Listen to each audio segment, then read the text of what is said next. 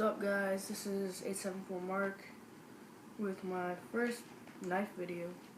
I recently just bought this. Yeah. And this handle fell off, so I had to find this to retighten it. But I'll show you one trick I just learned. You're gonna end up with your knife like this, like you're gonna stab something. Okay, so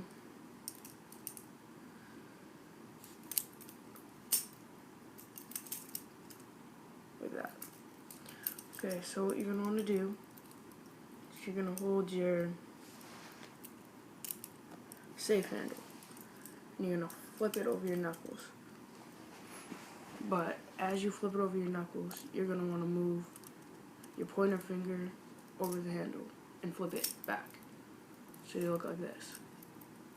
Then you're gonna want to put your thumb on this handle and you're just gonna swing it around, and you'll get enough momentum to grab this other handle,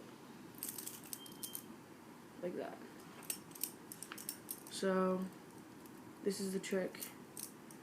One more time.